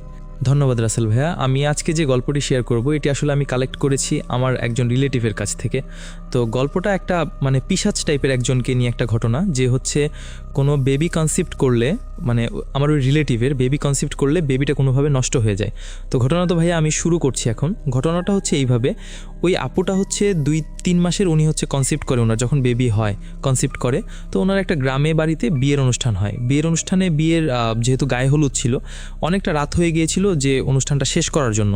তো রাত 12টা-1টার দিকে ওরা হচ্ছে যখন গ্রাম থেকে শহরের দিকে মুভ করে, তো গ্রামে নর্মালি হচ্ছে ভাইয়া আপনার মানে প্রধান বাহন হচ্ছে ভ্যান। তো ভ্যানে ওরা হচ্ছে যখন মুভ করে, তো মাঝে একটা বাজার ছিল। ওই বাজারে আসলে ওই আপুটা ওনার হাজব্যান্ডকে বলে যে বাসার জন্য কিছু শুটকি মাছ কেনো। তো তখন আসলে ওই ভ্যানওয়ালা বলতেছিল যে এরকম আসলে শুটকি মাছ না নেওয়াটাই বেটার হবে। তো আসলে ওরা দুজনেই হচ্ছে মডার্ন ফ্যামিলি থেকে যেহেতু আসছে এবং দুজনে অনেক শিক্ষিত করে, মানে পড়াশোনা যেহেতু যারা ভাই একটু বেশি শিক্ষিত বা পড়াশোনা করে, তারা আসলে প্যারানর্মাল জিনিসগুলো ট্রাস্ট করে না ওভাবে। তো ওরা আসলে ওই ভ্যানওয়ালার কথাটা ওভাবে মাথায় না নিয়ে ওরা কিছু শুটকি মাছ কেনে। শুটকি মাছ কেনার পর ভাইয়া বাসায় যায়। বাসায় যাওয়ার পর নর্মালি হচ্ছে ওরা ফ্রেশ হয়ে ওদিন ঘুমিয়ে পড়ে। তো ঘুমের মধ্যে হুট করে ওই আপুর হাজব্যান্ড উনি হচ্ছে ওনার গভীর রাতে ঘুমটা ভেঙে যায়। ঘুমটা ভেঙে যাওয়ার পর উনি দেখে যে ওনাদের একটা ড্রেসিং টেবিল ছিল, ওই ড্রেসিং টেবিলের পাশ থেকে আপনার হচ্ছে যেরকম ভাইয়া আয়নায় যদি কেউ আপনার নখ দিয়ে আঘাত করে যেরকম একটা শব্দ হয়, ওইরকম শব্দ হচ্ছে। কিন্তু ওনাদের জানালাটা কোনো ধরনের আয়না নেই, নর্মাল কাঠের জানালা ছিল ওদের। তো ওরা আসলে একটু অবাক হয়, ওনার বউকেও ডাকে যে এরকম দেখো এরকম কেন শব্দ হচ্ছে। তো একটু পরে উনি যেটা বুঝতে পারে যে শব্দটা আসলে ওনার আয়না থেকে আসতেছে, মানে ওনার যে আয়নাটা ওখান থেকে কেউ শব্দ করতেছে। তো উনি সাহস করে যখন লাইটটা জ্বালাতে যাবে তখন দেখে একটা অবয়ব আয়নার মধ্যে দেখা যাচ্ছে এবং খুব বাজেভাবে ওনার দিকে দেখে মানে একটা বিকট হাসি দিচ্ছে। তো উনি আসলে সাথে সাথে লাইটটা অন করে, আর লাইটটা অন করার পর আসলে কিছুই দেখতে পারে না। উনি মনে করে যে আসলে অনেক টায়ার্ড ছিল, আজকে বিয়েবাড়িতে অনেক ঝামেলা ছিল, এই জন্য হয়তো বা ওনার একটা কোনো ভুল হতে পারে। তো ওই দিন রাতে আর কোনো কিছুই হয় না। তো তার পরের দিন রাসেল ভাইয়া যে ঘটনাটা হয়, সেই ঘটনাটা হচ্ছে এরকম, গভীর রাতে হুট করে ওনাদের পুরা রুমটা হচ্ছে শুটকির গন্ধ হয়ে গেছে, মানে পুরা রুমটা শুটকির গন্ধ করতেছে। যেরকম রাসেল ভাই আমরা হচ্ছে শুটকি খাওয়ার আগে নর্মালিটা ভেজে নিই, তো ভেজে নেওয়ার সময় যে স্মেলটা আসে ঠিক ওই রকম স্মেল দিয়ে পুরা রুমটা ভরে গেছে। তো এখন উনি আসলে ভাবে যে শুটকির গন্ধ কেন আসতেছে, এইভাবে তো শুটকির গন্ধ আসার কথা না। ইভেন একটু পরে উনি ভাইয়াটা লক্ষ্য করে যে ওনার রান্নাঘরে কেউ একটা কিছু খাচ্ছে। যেরকম এক্সাম্পল হচ্ছে ভাইয়া একটা বিড়াল যদি কাটা খায় বা অন্য কিছু খায় যেরকম একটা মচমচ শব্দ হয়, ওই রকম মচমচ শব্দ হচ্ছে। উনি সাহস করে রান্নাঘরে যায়, গিয়ে দেখে যে লাইটটা অন করার পর দেখে যে ওনার রান্নাঘরের যেই বয়ামটা ছিল যেখানে শুটকি ছিল ওখান থেকে বেশ কিছু শুটকি বের করা। এবং মানে সবচেয়ে আশ্চর্য জিনিস যেটা হচ্ছে ভাইয়া, ওই শুটকিতে মানে শুটকিটা কেউ খেয়েছে, মানে শুধু শুটকির মাথাগুলা পড়ে আছে, মাছের মাথাগুলা পড়ে আছে, শুটকির বাকি অংশটা কেউ খেয়ে ফেলেছে। তো উনি আসলে এই জিনিসটা এবার একটু ভয় পায়, বাট ওনার বউ যেহেতু অন্তঃসত্ত্বা, তো উনি আসলে আর কিছু বলে না যে ওকে জানানোর দরকার নাই, ব্যাপারটা আমি হাইড করি। তো পরদিন উনি গ্রাম থেকে একজনকে নিয়ে এসে ওনার বউয়ের টেক কেয়ার করার জন্য। তো তার পরের দিন রাসেল ভাইয়া ওনার বউ যেই স্বপ্নটা দেখে ওনার ওয়াইফ, সেটা হচ্ছে যে মানে উনি একটা নদীর চরে দাঁড়িয়ে আছে এবং আশেপাশে অনেকগুলো শুটকি, এবং মনে হচ্ছে কি পাশ থেকে কেউ ওনাকে বিভিন্ন কথা বলতেছে, কিন্তু কি কথা বলতেছে ইনি আসলে ওটা বুঝতে পারতেছে না। তারপর ওনার আসলে তার কিছুক্ষণ পর ওনার ঘুম ভেঙে যায়। ঘুম ভেঙে যাওয়ার পর ওনার হাজব্যান্ডকে উনি একটু ফোন দেয়, যেহেতু ওনার বাসায় গেস্ট আসছে, উনি পাশের রুমে ছিল, যেরকম আমার ভয় লাগতেছে, আসলে তুমি আমার কাছে আসো, আজকে আমার সাথে থাকো, আমার একটু ভয় লাগতেছে। ওনার হাজব্যান্ড আসার পর যখন ওরা আবার ঘুমিয়ে যায়, তার কিছুক্ষণ পর ভাইয়া আপুটা আবার স্বপ্ন দেখে যে একটা পিশাচ টাইপের খুব বাজে আকৃতির একটা লোক ওনাকে স্বপ্নে বলতেছে যে আমি যেভাবে মাথাগুলা মোচড় দিয়ে দিয়ে শুটকিগুলা খেয়েছি ঠিক সেভাবে আমি তোর বাচ্চাটাকেও খাবো। তো স্বপ্নটা দেখার সাথে সাথে উনি খুব ভয় পেয়ে যায় এবং অনেক জোরে চিৎকার করে, ওনার হাজব্যান্ডকে সব কিছু খুলে বলে। ওনার হাজব্যান্ড তখন বলে যে ঠিক আছে, সমস্যা নাই, সকালটা হোক, তারপর দেখা যাক কি হয়। তো এখানে ভাইয়া সবচেয়ে ইন্টারেস্টিং ব্যাপারটা হচ্ছে পরদিন সকালবেলা এমনি ভাইয়া নর্মালি আমরা যদি কোনো বাচ্চাকে বা মানুষকে যখন গলা টিপে ধরি যেরকম হাত পা অনেক ছড়াছড়ি করে, ওনার বাচ্চাটা পেটের মধ্যে ওরকম হাত পা অনেক ছড়াছড়ি করতেছিল। এবং এটা আসলে যে মা গর্ভবতী হয় উনি কিন্তু বুঝতে পারে বাচ্চা যখন মুভ করে বা নড়াচড়া করে, তো একটু মানে আশ্চর্যজনকভাবে নড়াচড়া করতেছিল এবং ওনার পেটে এমনভাবে লাথি দিচ্ছিল ওনার খুব ব্যথা লাগতেছিল। তো উনি সাথে সাথে ওনার হাজব্যান্ডকে কল করে, ওনার হাজব্যান্ড অফিস থেকে চলে আসে, এবার এমার্জেন্সিভাবে হাসপাতালে নিয়ে যাওয়া হয়। নিয়ে যাওয়ার পর সবচেয়ে দুঃখজনক ব্যাপারটা হচ্ছে ভাইয়া ওনার বাচ্চাটা আসলে ডেড ছিল। এবং সবচেয়ে আরও আশ্চর্যজনক ব্যাপার হচ্ছে বাচ্চাটার গলার ডান পাশে একটা অনেক ক্ষতের একটা দাগ, মানে মনে হচ্ছে যে কেউ গলা টিপে বা কোনো একটা আঘাত করে বাচ্চাটাকে মেরে ফেলেছে। তো এরপর রাসেল ভাইয়া ওরা আসলে ওই বাসায় আর ওভাবে থাকতে চায় না, মানে ওদের ধারণা যে হয়তো বা বাসার কোনো প্রবলেম। তো উনি নেক্সট ডে উনি যখন আবার কনসিভ করে, উনি প্ল্যান করে যে আসলে এবার গ্রামের বাড়িতে রেখে দেব। তো ওনার আপুর হচ্ছে গ্রামের বাড়িতে উনি চলে যায়। ওনার তখন 6-7 মাস চলতেছিল বেবি কনসিভ করার। ওইখানে রাসেল ভাইয়া আরও একটা মর্মান্তিক ঘটনা ঘটে। সেটা হচ্ছে রাত এরকম 2টা-3টার সময় ওনার ওয়াশরুমে যাওয়ার প্রয়োজন হয়। তো ওনার মাকে ডাকে যে মা তুমি ওঠো, আমি হচ্ছে ওয়াশরুমে যাব। তো ওনার মা আসলে অনেক ঘুমে ছিল, তো বলতেছে যে তুই লাইটটা অন করে তুই ওঠ, আমি যাচ্ছি।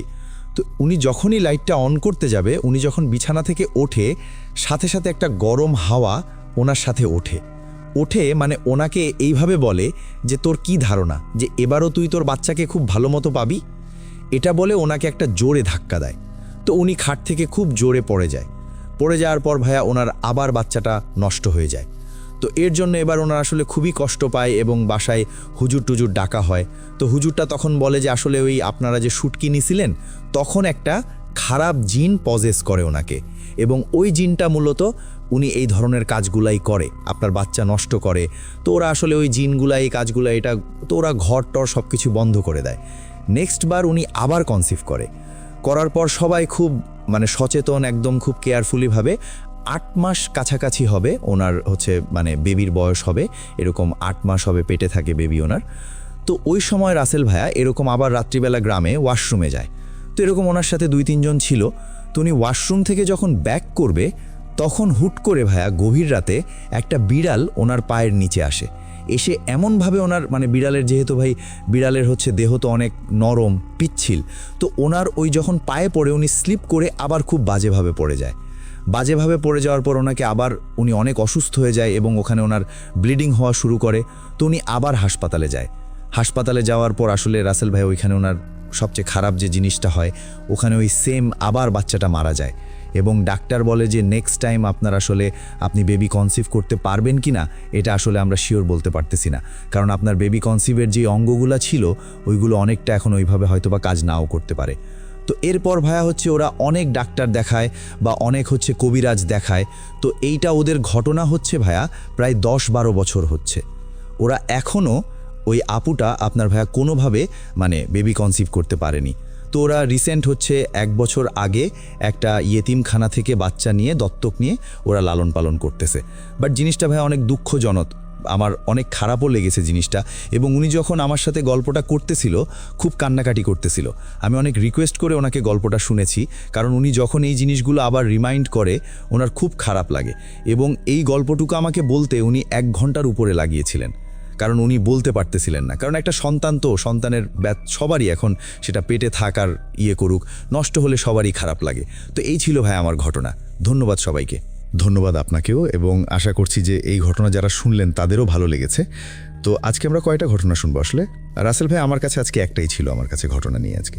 ওকে, থ্যাংক ইউ সো মাচ। রাকিবের ঘটনা আমরা শুনলাম, আশা করছি আপনাদের কাছে ওই ঘটনাটি ভালো লেগেছে। যদি ভালো লাগে অবশ্যই আমাদের জানাবেন এবং আমাদেরকে ইমেল করতে পারেন। ঠিক একইভাবে আমাদের ফেসবুক পেজের সাথেও আপনি কানেক্টেড থাকতে পারেন। আমাদের ফেসবুক পেজের অ্যাড্রেস হচ্ছে www.facebook.com/rtbrussel। আশা করছি পুরোটা সময় আমাদের সাথে এনজয় করছেন আপনারা। আমরা কথা না বাড়িয়ে চলে যাব আমাদের পরবর্তী ঘটনায়। স্পিটার থার্ডস রাসেল, ওয়েলকাম ব্যাক। আপনাদের সবাইকে আরও একবার স্বাগত জানাচ্ছি আমি রাসেল। আশা করছি আপনারা সবাই ভালো আছেন এবং ভালোর দলে আছেন। আর আমি বলছিলাম যে আজকের এপিসোডটা খুবই স্পেশাল হতে যাচ্ছে, কারণ আজকের এপিসোডে অনেক দিন পরে আমি অনেক পুরনো একটা ফ্লেভার পাচ্ছি, যে আমাদের স্টুডিওতে যারা আছেন তারা নিজেরা ঘটনা শেয়ার করছেন এখানে বসে বসে। এটা একটা অন্য রকমের ফিলিং, আপনারা সবাই জানেন, এবং আমরা অলরেডি আপনারা দেখতে পাবেন সোশ্যাল মিডিয়াতে আমাদের ছবি যা কিছু আছে সেগুলো আপনারা দেখতে পারবেন।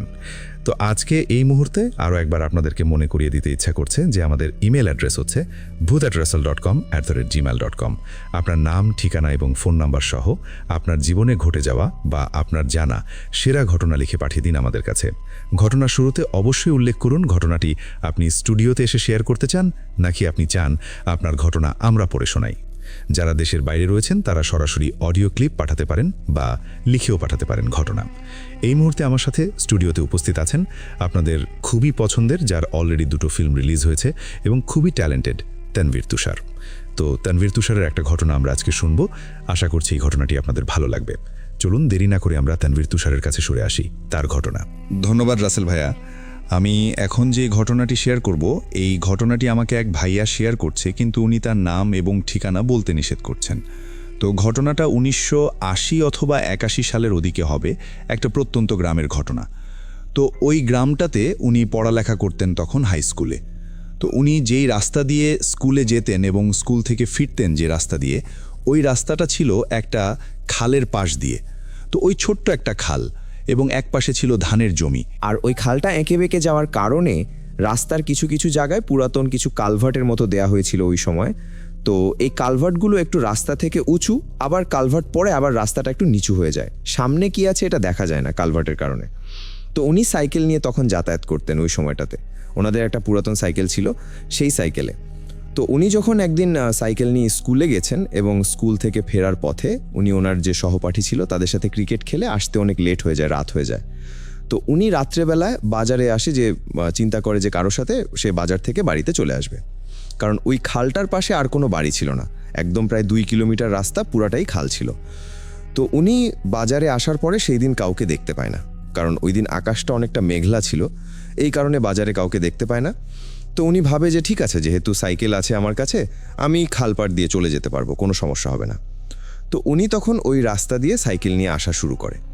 আসার একটা পর্যায়ে উনি যখন প্রথম কালভার্টটা পার করার পরে উনি দেখে যে ওনার পিছনে, মানে সাইকেলে মনে হচ্ছে যে একটা ভারী কিছু, যেমন সাইকেলের পিছনে কোনো ধানের বস্তা বা চালের বস্তা নিয়ে আসলে যেরকম ভারী অনুভব হয়, এরকম একটা ভারী কিছু মনে হচ্ছে যে ওনার সাইকেলের পিছনে বসে আছে বা কিছু একটা রাখা আছে, এরকম উনি ফিল করতেছে। তো প্রায় অনেক জোরে সাইকেল চালাতে হচ্ছে, কিন্তু সাইকেল সামনের দিকে ওই তুলনায় আগাচ্ছে না। একটা পর্যায়ে উনি খেয়াল করে ওনার সাইকেলটা আরও বেশি স্লো হয়ে গেছে এবং একেবারেই সামনের দিকে আর আগানো যাচ্ছে না। তো একটা পর্যায়ে উনি সাইকেল থেকে নেমে পিছনে তাকায়, যেন আসলে সাইকেলের পিছনে কিছু নেই, একদম সব কিছুই স্বাভাবিক। উনি যখন সাইকেলটা হাত দিয়ে ঠেলে সামনের দিকে নিচ্ছিল তখন স্বাভাবিক চলছিল, তখন আর কিছু নেই। কিন্তু উনি যখনই সাইকেলে উঠে আবার একটু জোরে সাইকেল চালানো শুরু করে, তখনই দেখে যে পিছনে সেম অবস্থা, তার সাইকেলের একদম অনেক ভারী হয়ে গেছে এবং সাইকেল কোনোভাবেই সামনের দিকে আগানো যাচ্ছে না। তো এইভাবে একটু আসার পরে উনি ব্যাপারটা নিয়ে বেশ বিরক্ত হয়ে যায় যে সাইকেলের কি সমস্যা হলো। তো উনি তখন পরের আরও একটা কালভার্টে চলে আসে এবং কালভার্টে আসার পরে উনি কালভার্টের উপরে দাঁড়ায় কিছুক্ষণ। দাঁড়ানোর পরে হঠাৎ সামনে দেখে যে কালভার্টের নিচে রাস্তা থেকে একটা ছাগল তার সামনে দিয়ে হেঁটে যাচ্ছে, মানে কালো একটা ছাগল, স্বাভাবিক দেখা যাচ্ছে ছাগলটা। তো উনি ভাবে যে হয়তো গ্রামের থেকে কারো ছাগল রাতে মানে ঘরে না উঠে সে হয়তো দিকভ্রান্ত হয়ে রাস্তায় চলে আসছে। তো উনি কি করে, সাইকেলটা ঠেলে নিয়ে সেই ছাগলটার দিকে যায়, যে ছাগলটা সে সামনের দিকে নিয়ে যাবে বাড়ি পর্যন্ত। এরপরে দেখে যে ছাগলটার কাছে উনি যতই জোরে যায় কিন্তু দূরত্বটা কখনোই কমে না, ছাগলটা সেম দূরত্ব রেখে ওনার সামনে দিয়ে হেঁটে যাচ্ছে। তো একটা পর্যায়ে উনি ভাবে যে তাহলে আমি সাইকেলে উঠে ছাগলটাকে ধরে ফেলি। তো উনি আবার সাইকেলে উঠে সাইকেলটা যখন চালাতে শুরু করে তখন আর ওই ভাড়াটা উনি অনুভব করে না, সাইকেলে উনি জোরেই চালাতে পারে। কিন্তু হঠাৎ দেখে যে ছাগলটা ওনার দিকে ঘুরে যায় রাস্তার মাঝপথে। তো ঘুরে যাওয়ার পরে ছাগলটা যেটা করে ওনার দিকে তেড়ে আসে, সাইকেলের দিকে। তো ছাগল সাধারণত এই ধরনের আচরণ করে না, খুব শান্তশিষ্ট প্রাণী। তো উনি ব্যাপারটা নিয়ে বেশ অবাক হয়ে যায় যে ছাগল এভাবে তেড়ে আসতেছে কি জন্য। তো এর একটু পরেই ছাগলটা একদম এক দৌড়ে এসে ওনার সাইকেলের সাথে মাথা দিয়ে একটা বাড়ি দেওয়ার পরে উনি খালের মাঝে পানিতে পড়ে যায় সাইকেল সহ। তো উনি তখন রাত্রেবেলা ওইভাবে গা ভেজা অবস্থায় খাল থেকে উঠে আসে এবং সাইকেলটা নিয়ে উনি তখন বাড়িতে চলে আসে। তো এই ব্যাপারটা কাউকে ওভাবে বলে না যে কি হয়েছে। ওনাকে বলে যে তুমি খাল মানে আসতে এরকম ভিজলে কেন, তো বলে যে আমি সাইকেল নিয়ে অন্ধকারে খালে পড়ে গেছিলাম, কিন্তু এই ব্যাপারটা উনি বলে না। তো এরপরে যেটা হয়, ওনার একটা চাচি আছে, তার বেবি ছিল, একটা বেবির বয়স প্রায় 4 মাসের মতো তখন। তো ওই সময় বাড়িতে কিছু অস্বাভাবিক ঘটনা শুরু হয়। সেটা হচ্ছে যে বাড়ির পাশে ওনাদের একটা বিশাল বাঁশঝাড় ছিল। তো কয়েকটা বাড়ির পাশে ওনাদের বাড়িটা ছিল একটা কর্নারে এবং একটা পুকুর ছিল, পুকুরের পাড়ে ছিল বিশাল একটা বাঁশঝাড় এবং একটা তেঁতুল গাছ ছিল। তো ওই তেঁতুল গাছে ওনারা যেটা খেয়াল করতো যে মাঝরাত্রে মনে হচ্ছে যে ওই বাঁশঝাড় থেকে একটা ঝড় শুরু হয় এবং সেটা তেঁতুল গাছে যেয়ে থেমে যায়। তো এই ঝড়টা অন্যদিকে আর কোথাও হয় না, শুধু ওনাদের বাড়িতেই হয় এবং মাঝরাত্রেই এই বাতাসটা হয় এবং ওনারা বুঝতে পারে ব্যাপারটা। তো একদিন যেটা হয় যে ওনার চাচি যে ছিল, উনি রাত্রে ঘুমিয়ে আছে বেবি পাশে নিয়ে, হঠাৎ খেয়াল করে যে রুমের মধ্যে একটা খসখস শব্দ হচ্ছে। তো ওই সময় তো ভাই এভাবে কারেন্ট ছিল না গ্রামের বাড়িতে, ওই হারিকেন জ্বালায় রাখতো এবং আলোটা অনেকটা কম করে রাখতো, যেহেতু ছোট বাচ্চা ছিল একবারে নিবনিবি করে রাখতো। তো কম আলোতে উনি যেটা দেখে যে একটা কালো অবয়ব লোমশ প্রকৃতির বড় কিছু একটা, সেটা ওনাদের যে জানালা, ওই জানালা দিয়ে ভিতরে ঢোকে রুমের, এবং ঢুকে রুমের ওনাদের খাটের পাশে এই মাথা থেকে ওই মাথা পর্যন্ত লাফালাফি করতে করতে চলাচল করে। তো ওই চাচি তখন চিন্তা করে যে এইটা আবার কোন প্রাণী, এই রকম প্রাণী তো গ্রামে সাধারণত থাকে না। তো উনি তখন কি করে, ওই হারিকেনের আলোটা বাড়ায় দেয়, এবং বাড়ায় দেওয়ার সাথে সাথে ওই প্রাণীটা এক লাফে ওনাদের জানালা দিয়ে আবার বাইরে চলে যায়। এবং ওই যাওয়ার পরপরই উনি দেখে যে জানালার ওনাদের হচ্ছে কাঠের কিছু শিক দেয়া ছিল জানালায়, এবং 4-5টা শিক ওখানে ভেঙে যায়। ওই শিকগুলো ঠিক ছিল ওনারা ঘুমানোর আগ পর্যন্ত, ওই প্রাণীটা বের হয়ে যাওয়ার পরে শিকটা ভাঙা। তো উনি তখন বেশ ভয় পেয়ে যায় যে গ্রামে এই সময় এরকম কোনো প্রাণী আসলো যেটা এরকম ঘরে ঢুকে জানালার শিক ভেঙে বের হয়ে গেল। তো ব্যাপারটা নিয়ে ওই বাড়ির সবাই বেশ চিন্তিত হয়ে যায়, যেহেতু ছোট বাচ্চা আছে বাড়িতে। তো তখন ওনারা বাড়ি পাহারা দেওয়া শুরু করলো যে আসলে কোন প্রাণী আসে। আর তখনই ওনারা খেয়াল করে যে ওই ঝড়টার সময় ওই একটা প্রাণী ওই বাঁশঝাড়ের মাথা থেকে নেমে ওই তেঁতুল গাছের মাথায় যেয়ে ওঠে, মানে মাটি দিয়ে নেমে যেয়ে গাছে উঠে যায়, আর তখনই এই ঝড়টা হয়। তো এই ব্যাপারটাতে বেশ ভয় পেয়ে যায় ওনারা। তো ওনারা কি করবে এটা বুঝতে পারতেছিল না। একটা পর্যায়ে উনি একজন হুজুরকে নিয়ে আসে। তো হুজুর আসার পরে ওনাদের জানায় যে এই বাড়িতে খারাপ কোনো একটা জিন চলে আসছে, কিন্তু কিভাবে আসছে বা কেন আসছে এই ব্যাপারটা উনি জানে না, উনি বলতেও পারে না। তো উনি বলে যে এই জিনটা হয়তো কোনো ক্ষতি করতে পারে আপনাদের, তো আমি আপনাদের বাড়িটা বন্ধ করে দিয়ে যাই, তাহলে হয়তো আপনাদের এই সমস্যাটা সমাধান হয়ে যাবে। তো ওই হুজুর বাড়িটা বন্ধ করে দিয়ে যায়, কিন্তু এর 4 দিন পরে আবার সেই সেম সমস্যা শুরু হয়ে যায়। এবং তারপরে ওই হুজুরকে যখন ডাকা হয়, তো তখন হুজুর বলে যে এই সমস্যাটা আমি সমাধান করতে পারবো না, আপনারা ভালো একজন হুজুরের কাছে যান, তিনি হয়তো সমাধান করতে পারে। তো ওনারা এলাকায় একটা ভালো হুজুর খোঁজা শুরু করে দেন। এরপরে যেটা হয়, 3 দিন পরে ওই মহিলা, উনি চাচি, উনি হচ্ছে বেবিটা পাশে নিয়ে বসে রান্না করতেছে রাত্রেবেলা। তো রান্না করতেছে, এর মধ্যেই হঠাৎ উনি খেয়াল করেন যে ওই সন্ধ্যার সময় যে ওই বাঁশঝাড়ের উপরে ওই প্রাণীটাকে সে আবার দেখতেছে, এবং ওই প্রাণীটা এক বাঁশঝাড়ের মাথা থেকে অন্য বাঁশঝাড়ের মাথায় লাফ দিয়ে যাচ্ছে, এবং বাঁশগুলো একদম মাটির সাথে লেগে যাচ্ছে এই লাফালাফিতে। হঠাৎ একটা ঝড়ের মতো শুরু হয়ে যায়। তো উনি ওই মহিলা হচ্ছে গাছের পাতা দিয়ে ভাইয়া আগুন জ্বালাচ্ছিল চুলায়। তো হঠাৎ ওই পাতাগুলো একদম উড়ে ওনার চোখে মুখে চলে যায়। আর এই সময়ের মাঝেই উনি দেখে যে পাশে আর বেবিটা নেই যেখানে শোয়া রাখছিল। তো তার মধ্যেই বাড়িতে অনেক চিল্লাচিল্লি শুরু হয়ে যায় যে বাবুটা হারায় গেছে। তো সবাই বের হয় যে কিভাবে হারায় গেল। তো উনি বলে যে এই অবস্থা। তো বলে এইটা তো কোনো কথা না, বাতাসে তো ওই রকম করে বাবু উড়ায় নিয়ে যাওয়ার কোনো কথা না। তো তখন তারা লাইট, তারপরে হারিকেন, এগুলো নিয়ে আশেপাশে খোঁজা শুরু করে দেয়। তো খুঁজতে খুঁজতে প্রায় আধা ঘন্টা ধরে খোঁজাখুঁজি করে, কিন্তু কোথাও তারা ওই বেবিটাকে পায় না। এরপরে ওই তেঁতুল গাছের একটা ডালে দেখে যে বেবিটা হাত পা ছড়ানো অবস্থায় ডালের উপরে শুয়ে আছে, মানে ভাইয়া হাত পাগুলো নিচে এবং ওই বেবিটা উপর হয়ে ডালের উপরে পড়ে আছে। তো ওনারা বেশ ভয় পেয়ে যায় যে বেবি এভাবে কেন আছে। তো একজন গাছে উঠে বেবিটাকে হাতে নেয়। তো হাতে নেয়ার পরে দেখে যে একদম ঠান্ডা পাথরের মতো হয়ে গেছে, আর চোখগুলো বের হয়ে আছে এবং মনে হচ্ছে যে রক্ত শূন্য হয়ে আছে, সাদা ফ্যাকাশে, যে শরীরে কোনো রক্ত নেই, এবং বেবিটা মৃত ছিল ওই তখন গাছে যখন পায় ওনারা। তো তারপরে ওনারা ভাবে যে হয়তো এই সমস্যাটা এখানে শেষ হয়ে গেছে। তো বেবিটাকে কবর দেওয়ার পর থেকে ওনাদের পাশের বাসার আরও একজন, তার রাত্রিবেলা তারও একটা ছোট বেবি ছিল 7 বছরের। তো ওই 7 বছরের বেবিটাও হারানো শুরু হয়ে যায়। তখন ওনারা দেখে যে বেবিটা ঘুমন্ত অবস্থায় ঘরের এক কোণে মেঝেতে পড়ে আছে, এবং ওই 7 বছরের বেবি যেহেতু অনেক কিছু বলতে পারে, ওকে জিজ্ঞেস করা হয় যে তুমি ওইখানে গেলে কিভাবে। তো বলে যে আমি কিছু জানি না, হঠাৎ আমার মনে হয় যে কেউ এসে আমার হাত ধরে টানতেছে এবং আমাকে কোথায় যেন নিয়ে যাচ্ছে, তারপরে আর আমি কিছু বলতে পারি না। তো তারপরে ভাবে যে তাহলে তো এই বেবিটারও সমস্যা এরকম হইতে পারে। তো তখন ওনারা একটা হুজুরকে ডেকে আনে ওখানকার। তো ওই হুজুর এসে বলে যে এই সমস্যাটা আসলে বাচ্চা খেকো নামে ওনারা বলে আর কি, যে এটা একটা বাচ্চা খেকো জিন ছিল। তো সে এইভাবে ওই যে ছেলেটা সাইকেল নিয়ে আসতেই সমস্যাটাই পড়ছিল, ওই ছেলেটার সাথে ওই খালপাড় থেকে সে এই বাড়ি পর্যন্ত আসে, যে ছোট এই বাচ্চাটার কারণে। তো তারপর থেকেই এই বাড়িতে আছে, এবং এই আশেপাশের যত বাচ্চা আছে এই বাচ্চাগুলোকে সে এইভাবে খেয়ে ফেলবে আর কি, রক্ত খেয়ে ফেলবে। তো তারপরে ওনাকে বলা হয় হুজুরকে যে এটার একটা সমস্যার এই সমাধান করে দেন। তো তারপরে ওই হুজুর বলে যে ঠিক আছে, এটার একটা সমস্যার সমাধান করা যাবে, কিন্তু এর জন্য একটা খাসি জবাই দিতে হবে। তো তারপরে একটা খাসিকে নিয়ে ওই যে প্রথম ওই ছেলেটা যে সাইকেল করে নিয়ে আসছিল, সেই ছেলেটা ওই যে তেঁতুল গাছ ছিল সেই তেঁতুল গাছের নিচে ওই খাসিটা রেখে আসে রাত্রেবেলা। তো রেখে আসার এক পর্যায়ে যেটা হয় যে ওই ছেলেটা আসার সময় দেখে যে খাসিটা অনেক চিল্লাচিল্লি করতেছিল, কিন্তু ওই ছেলেকে বলছিল যে পিছনে তাকানো যাবে না। এবং একটা সময় এমন মনে হলো যে খাসিটা এত একটা জোরে চিৎকার দিল, দেওয়ার পরে সেই ছেলে দৌড়ে বাড়িতে চলে আসে এরপরে সকালবেলা তারা যায়, যে দেখে যে খাসিটা ওখানেই পড়ে আছে, কিন্তু খাসিটা রক্তশূন্য। ওই রক্ত নেই খাসির মধ্যেও, ওইভাবেই খাসিটা ওখানে মরে পড়ে আছে। এরপরে ওই হুজুর হচ্ছে একটা বোতলে করে কিছু একটা পানি ওইখানে ছিটিয়ে দেয়, দেওয়ার পরে বলে যে আজকে থেকে এইখানে আর কোনো এই গ্রামের সমস্যা হবে না, তবে এটাকে আমি পুরোপুরি নষ্ট করতে পারি নাই, এ হয়তো আবার অন্য কোনো জায়গায় যে এই ধরনের কোনো ঘটনা ঘটাতে পারে, সে পর্যন্ত আর কোনো এই বাড়িতে আর কোনো সমস্যা নেই। তো তারপরে আসলে ওইটা কি হয়েছিল না হয়েছিল এটা আর ওনারা বলতে পারে না। তো ভাইয়া এই ছিল আমার ঘটনা। Thank you so much. Tanvir তুষারের ঘটনা আমরা শুনছিলাম এবং আশা করছি তানভীর তুষারের ঘটনা আপনাদেরও ভালো লেগেছে।